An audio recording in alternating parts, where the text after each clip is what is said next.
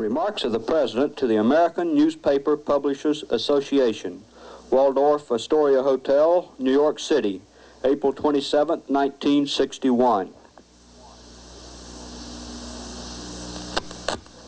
Mr. Chairman, ladies and gentlemen, I appreciate very much your generous invitation to be here tonight. You bear heavy responsibilities these days, and the article I read some time ago reminded me of how particularly heavily the burdens of present-day events bear upon your profession. You may remember that in 1851, the New York Herald Tribune, under the sponsorship and publishing of Horace Greeley, employed as its London correspondent an obscure journalist by the name of Karl Marx. We are told that foreign correspondent Marx, stone broke, and with a family ill and undernourished, constantly appealed to Greeley and managing editor Charles Dana for an increase in his munificent salary of $5 per installment, a salary which he and Ingalls ungratefully labeled as the lousiest petty bourgeois cheating. But when all his financial appeals were refused, Marx looked around for other means of livelihood and fame, eventually terminating his relationship with the Tribune and devoting his talents full-time to the cause that would bequeath to the world the seeds of Leninism, Stalinism, revolution, and the Cold War. If only this capitalistic New York newspaper had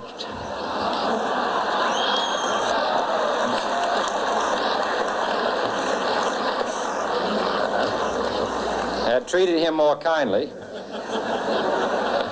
if only Marx had remained a foreign correspondent, history might have been different. And I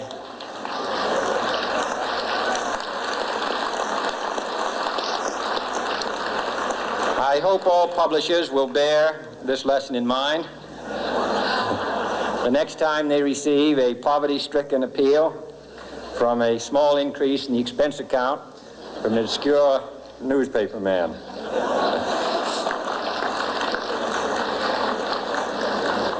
I have selected as the title of my remarks tonight, "The President and the Press." Some may suggest that this would be more naturally worded, "The President versus the Press," but those are not my sentiments tonight. It is true, however, that when a well-known diplomat from another country demanded recently that our State Department repudiate certain newspaper attacks on his colleagues, it was unnecessary for us to reply that this administration was not responsible for the press, for the press had already made it clear that it was not responsible for this administration.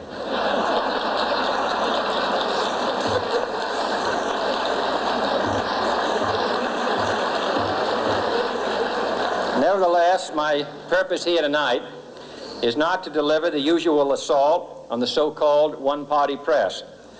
On the contrary, in recent months, I have rarely heard any complaints about political bias in the press, except from a few Republicans.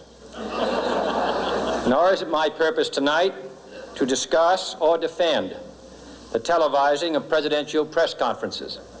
I think it is highly beneficial to have some 20 million Americans regularly sit in on these conferences to observe, if I may say so, the incisive, the intelligent, and the courteous qualities displayed by your Washington correspondents.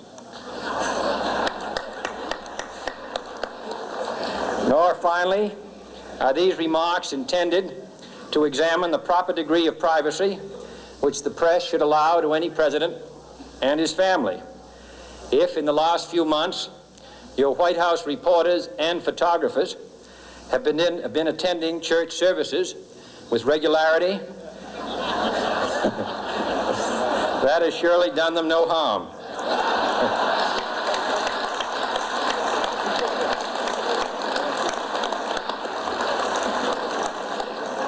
On the other hand, I realize that your staff and wire service photographers may be complaining that they do not enjoy the same green privileges the local golf courses, which they once did. It is true that my predecessor did not object, as I do, to pictures of one's golfing skill in action, but neither, on the other hand, did he ever be a Secret Service man. My topic tonight is a more sober one, of concern to publishers as well as editors. I want to talk about our common responsibilities in the face of a common danger. The events of recent weeks may have helped to illuminate that challenge for some, but the dimensions of its threat have loomed large on the horizon for many years. Whatever our hopes may be for the future, for reducing this threat or living with it, there is no escaping either the gravity or the totality of its challenge to our survival and to our security. A challenge that confronts us in unaccustomed ways in every sphere of human activity.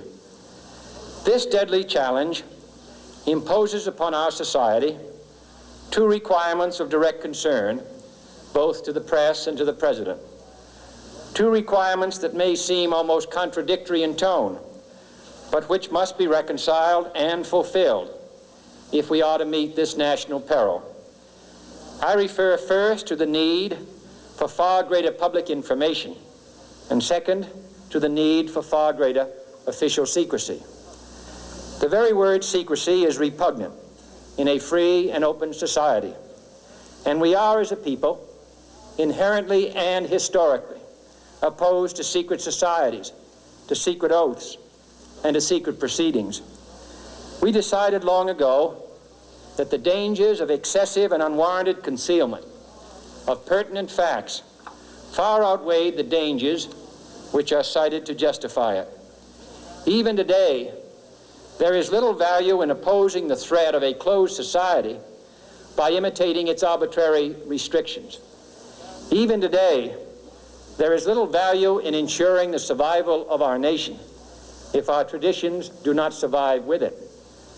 And there is very grave danger that an announced need for increased security will be seized upon by those anxious to expand its meaning to the very limits of official censorship and concealment.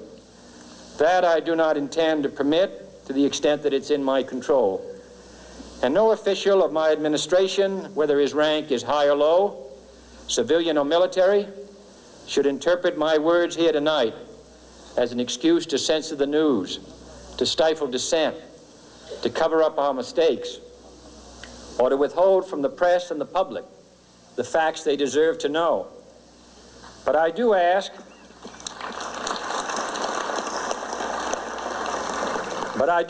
every publisher, every editor, and every newsman in the nation to re-examine his own standards and to recognize the nature of our country's peril. In time of war, the government and the press have customarily joined in an effort based largely on self-discipline to prevent unauthorized disclosures to the enemy. In times of clear and present danger, the courts have held that even the privileged rights of the First Amendment must yield to the public's need for national security. Today, no war has been declared, and however fierce the struggle may be, it may never be declared in the traditional fashion. Our way of life is under attack. Those who make themselves our enemy are advancing around the globe. The survival of our friends is in danger, and yet no war has been declared. No borders have been crossed by marching troops. No missiles have been fired. If the press is awaiting a declaration of war before it imposes the self-discipline of combat conditions, then I can only say that no war ever posed a greater threat to our security. If you are awaiting a finding of clear and present danger, then I can only say that the danger has never been more clear, and its presence has never been more imminent. It requires a change in outlook, a change in tactics, a change in missions by the government, by the people, by every businessman or labor leader, and by every newspaper. For we are opposed around the world by a monolithic and ruthless conspiracy that relies primarily on covert means for expanding its sphere of influence, on infiltration instead of invasion, on subversion instead of elections, on intimidation instead of free choice, on guerrillas by night instead of armies by day. It is a system which has conscripted vast human and material resources into the building of a tightly knit, highly efficient machine that combines military, diplomatic, intelligence, economic, scientific, and political operations. Its preparations are concealed, not published. Its mistakes are buried, not headlined. Its dissenters are silenced, not praised. No expenditure is questioned, no rumor is printed, no secret is revealed. It conducts the Cold War, in short, with a wartime discipline no democracy would ever hope or wish to match. Nevertheless, every democracy recognizes the necessary restraints of national security. And the question remains whether those restraints need to be more strictly observed if we are to oppose this kind of attack as well as outright invasion. For the facts of the matter are that this nation's foes have openly boasted of acquiring through our newspapers information they would otherwise hire agents to acquire through theft, bribery, or espionage. That details of this nation's covert preparations to counter the enemy's covert operations have been available to every newspaper reader, friend and foe alike. That the size, the strength, the location, and the nature of our forces and weapons, and our plans and strategy for their use have all been pinpointed in the press and other news media to a degree sufficient to satisfy any foreign power, and that in at least one case, the publication of details concerning a secret mechanism whereby satellites were followed required its alteration at the expense of considerable time and money. The newspapers which printed these stories were loyal, patriotic, responsible, and well-meaning. Had we been engaged in open warfare, they undoubtedly would not have published such items. But in the absence of open warfare, they recognized only the tests of journalism and not the tests of national security. And my question tonight is whether additional tests should not now be adopted. That question is for you alone to answer. No public official should answer it for you. No governmental plan should impose its restraints against your will. But I would be failing in my duty to the nation in considering all of the responsibilities that we now bear and all of the means at hand to meet those responsibilities if I did not commend this problem to your attention and urge its thoughtful consideration.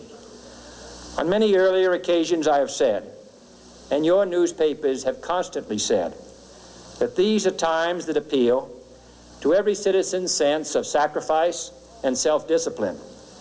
They call out to every citizen to weigh his rights and comforts against his obligations to the common good. I cannot now believe that those citizens who serve in the newspaper business consider themselves exempt from that appeal. I have no intention of establishing a new Office of War Information to govern the flow of news. I am not suggesting any new forms of censorship or new types of security classifications. I have no easy answer to the dilemma that I have posed and would not seek to impose it if I had one. But I am asking the members of the newspaper profession and the industry in this country to re-examine their own responsibilities, to consider the degree and the nature of the present danger, and to heed the duty of self-restraint which that danger imposes upon us all. Every newspaper now asks itself, with respect to every story, is it news? All I suggest is that you add the question, is it in the interest of national security? And I hope that every group in America, unions and businessmen and public officials at every level, will ask the same question of their endeavors and subject their actions to this same exacting test. And should the press of America consider and recommend the voluntary assumption of specific new steps or machinery, I can assure you that we will cooperate wholeheartedly with those recommendations. Perhaps there will be no recommendations. Perhaps there is no answer to the dilemma faced by a free and open society in a cold and secret war. In times of peace, any discussion of this subject and any action that results are both painful and without precedent. But this is a time of peace and peril which knows no precedent in history. It is the unprecedented nature of this challenge that also gives rise to your second obligation, an obligation which I share, and that is our obligation to inform and alert the American people, to make certain that they possess all the facts that they need and understand them as well, the perils, the prospects, the purposes of our program, and the choices that we face. No president should fear public scrutiny of his program, for from that scrutiny comes understanding, and from that understanding comes support or opposition, and both are necessary. I am not asking your newspapers to support an administration, but I am asking your help in the tremendous task of informing and alerting the American people. For I have complete confidence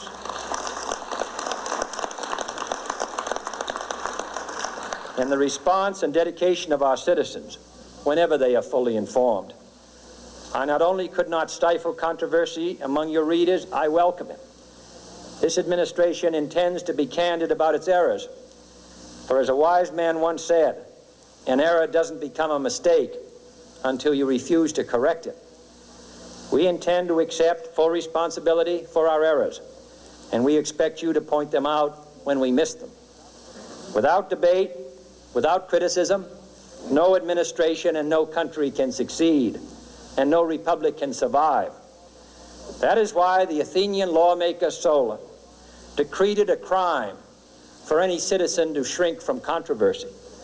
And that is why our press was protected by the First Amendment, the only business in America specifically protected by the Constitution, not primarily to amuse and entertain, not to emphasize the trivial and the sentimental, not to simply give the public what it wants, but to inform, to arouse, to reflect, to state our dangers and our opportunities, to indicate our crises and our choices, to lead, mold, educate, and sometimes even anger public opinion. This means greater coverage and analysis of international news, for it is no longer far away and foreign, but close at hand and local.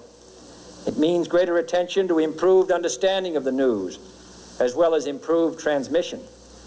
And it means, finally, that government at all levels must meet its obligation to provide you with the fullest possible information outside the narrowest limits of national security, and we intend to do it. It was early in the 17th century that Francis Bacon remarked on three recent inventions already transforming the world: the compass, gunpowder, and the printing press. Now the links between the nations, first forged by the compass, have made us all citizens of the world, the hopes and threats of one becoming the hopes and threats of us all. In that one world's effort to live together, the evolution of gunpowder to its ultimate limit has warned mankind of the terrible consequences of failure. And so it is to the printing press, to the recorder of man's deeds, the keeper of his conscience, the courier of his news, that we look for strength and assistance, confident that with your help, man will be what he was born to be, free and independent.